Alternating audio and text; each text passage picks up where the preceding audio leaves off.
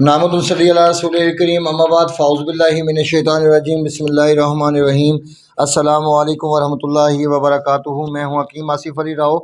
یہ ہمارا جو پروگرام ہے اسلام اور جنسیات، اس سے متعلق چونکہ بہت ساری چیزیں ہیں جو آہستہ آہستہ ہم لوگوں کے سامنے لانا چاہتے ہیں اور اس کے بے انتہا فائدے بھی ہوں گے۔ اب یہاں پر ہمیں جو تسلسل ہے ہماری پچھلی ویڈیو کا، اس کو لے کے چلتے ہیں، جس میں ہم نے بات کی تھی فطری تقاضے۔ دراصل میاں بیوی دونوں کے باہمی تعلقات کا مطمع نظر اللہ تعالیٰ کی رضا جوئی اور اسلام اور آقا اسلام صلی اللہ علیہ وسلم کے گھرانے کی پوری پیروی کرنا ہے۔ دونوں کے تعلقات صرف اس لیے ہیں کہ ذہن میں ایسی اولاد کا تصور ہو جو اللہ تعالیٰ اور اس کے رسول اکرم صلی اللہ علیہ وسلم کی مرضی اور پیروی کے مطابق پیدا ہو، پھر عین اسلامی تعلیم کے مطابق اس کی تربیت کر دی جائے۔ مرد حلال کی کمائی گھر میں لائے اور بیوی اس کے لیے گھر کی نگرانی کرے۔ ان کا کوئی فعل ذاتی اور غیر اسلامی نہ ہو۔ اسلامی عقائد رکھنے والے افراد پر لازم ہے کہ اپنے بالمقابل کا احترام کرے اور اس انتقامی جذبہ کو درمیان میں نہ لائے، بلکہ ہر قیمت پر اس کی خوشی کو مقدم رکھے، نفرت کی بجائے خوشی کے ساتھ ایک دوسرے سے جدا ہوں۔ اگر بچے ہوں تو ان کا انتظام خوش اسلوبی سے کیا جائے۔ جس کے پاس بچے رہ جائیں دوسرا رفیق بنا کسی رکاوٹ کے اپنے بچوں سے ملاقات کر سکے۔ اگر عورت کا تصور ایمانداری سے اپنی اولاد کی تربیت اسلامی اصولوں پر کرنا ہو، جس سے اسلام کا، اللہ کا اور اللہ کے رسول راضی ہو جائیں، اس کا بھلا ہو، تو یہ اس کی امر کی پرواہ نہیں ہوتی کہ خاوند کے گھر میں ایک عورت ہے یا 4 عورتیں ہیں۔ جب سب کا مقصد اسلام کے لیے مبلغ اور غازی پیدا کرنا ہے، یہ سب سے اہم بات ہے۔ یہ یاد رکھیے کہ ہماری شادی کا مطلب اسلام کے لیے ایک بہترین اپرچونٹی مہیا کرنا ہے، ایک بہترین لوگ مہیا کرنا ہے، نہ کہ صرف ایک جیسے روٹین میں سڑکوں پہ بچے پیدا ہوتے ہیں، جو جانور بچے پیدا کرتے ہیں اور پھر وہ کچھ گاڑیوں کے نیچے آ کے مر جاتے ہیں اور کچھ روٹین میں آ کے موسم کے ذریعے مر جاتے ہیں۔ یہ چیز جانوروں میں ہوتی ہے، انسانوں میں نہیں۔ لیکن انسانوں کو اس کا خیال رکھنا چاہیے، جس سے اپنے نفس کی خوشی مطلوب نہیں ہوتی، بلکہ اللہ تعالیٰ اور اس کے رسول اکرم صلی اللہ علیہ وسلم کی رضا اور خوشی درکار ہوتی ہے۔ جب کوئی میاں بیوی اپنی ذاتی مسرت کی تلاش اللہ تعالیٰ اور آقا اسلام صلی اللہ علیہ وسلم کی محبت کی بجائے ذاتی محبت، دنیاوی زندگی، زرد و جواہرات میں تلاش کریں، تو پھر لازماً تسلیم کرنا پڑے گا کہ پھر اس عورت اسلامی تصور کو چھوڑ کر ذاتی ملکیت کی طرف لپکنا شروع ہو جاتی ہے۔ خاوند سے نان نطفہ کی بجائے اس کو اپنی محبت یا ملکیت کے نام پر غلام بنانے کی کوشش کرتی ہے۔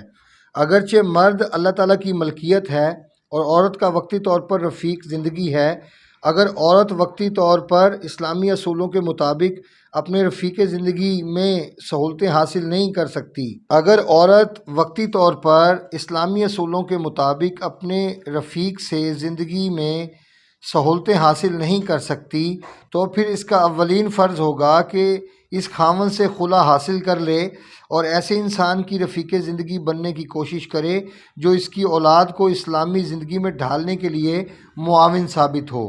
تو آپ اس سے اندازہ کر سکتے ہیں کہ شادی کا مطلب ہماری زندگی کو بہتر کرنا ہے، ہمارے بچوں کی زندگی کو بہتر کرنا ہے اور اللہ اس کے رسول کے مطابق زندگی کو گزارنا ہے۔ اس امر سے کوئی انکار نہیں کر سکتا کہ ایک بچے کی پیدائش 7 ماہ سے 10 ماہ تک عمل میں آتی ہے۔ اس کے بعد عورت اس کو قریب 2 سال تک دودھ پلاتی رہتی ہے۔ حمل اور رضاعی دور میں عورت مرد سے فطرتاً دور رہتی ہے۔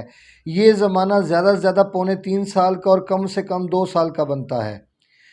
اگر اس عرصے کے بعد عورت اس قابل ہوتی کہ وہ اولاد کا تصور کر سکے، لیکن مرد اتنے عرصے میں بیوی کے بغیر نہیں رہ سکتا۔ اگر عورت کے حمل اور رضاعی دور کے کم از کم زمانے کو 4 پر تقسیم کریں تو 6 ماہ بنتے ہیں، یعنی حمل سے زیادہ 6 ماہ تک عورت اپنے مرد کو قریب آنے کی اجازت دے سکتی ہے۔ اس کے بعد مرد کو دوسری بیوی کا محتاج ہونا پڑے گا۔ پھر ہر 6 ماہ بعد دوسری اور تیسری عورت کا، یہاں تک کہ پہلی عورت اپنے بچے کے دودھ سے فارغ ہو جائے۔ اگر مرد دوسرا نکاح اور چوتھا نکاح نہیں کرے گا تو لازمی امر ہے کہ وہ صبر کرے یا روزے رکھے یا حرام کاری کرے۔ اگر دیکھا جائے تو یہ بہت عجیب بات ہوگی کہ پہلا تو ٹھیک ہے کہ روزے رکھے اور صبر کرے، یہ بھی بہت اچھا ہے، لیکن حرام کاری یہ تو بہت غلط ہو جائے گا۔ ایسے میں صبر تو کر سکتے ہیں جن کی قوت مردمی اوسط درجے کی ہو یا اس سے بھی کم ہو، تو ایسے مرد روزے بھی رکھ سکتے ہیں۔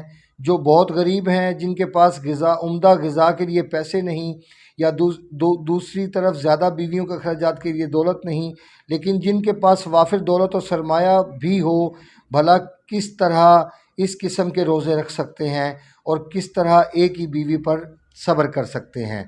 لیکن ہوتا یہ ہے کہ مرد کو ہی مجبور کیا جاتا ہے جو عین فطرت کے خلاف ہے، پھر یقیناً حرام کاری کرتا ہے جس سے معاشرہ میں خرابیاں پیدا ہوتی ہیں۔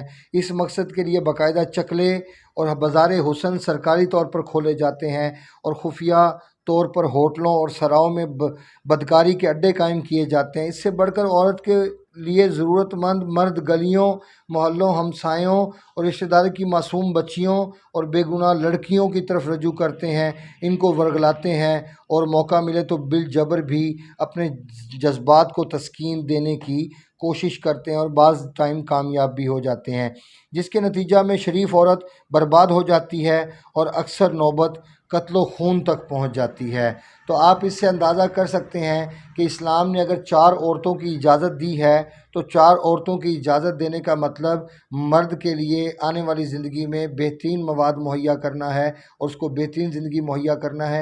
اور اس سے ایک طرف فائدہ یہ بھی ہوتا ہے کہ جب زیادہ شادیاں ہوتی ہیں تو مرد زیادہ محنت کرتا ہے، زیادہ ایکٹیو رہتا ہے اور زیادہ عرصے تک سروائیو کر سکتا ہے۔ اپنے دوست احباب کا خیال رکھیں، ملتے ہیں انشاءاللہ مزید انفارمیٹیو ویڈیو کے ساتھ۔ چینل کو دوستوں سے شیئر کیجئے، سبسکرائب کیجئے اور اس سے بہترین معلومات سے فائدہ اٹھائیے۔ وما علینا الا البلاغ المبین۔ السلام علیکم ورحمۃ اللہ وبرکاتہ۔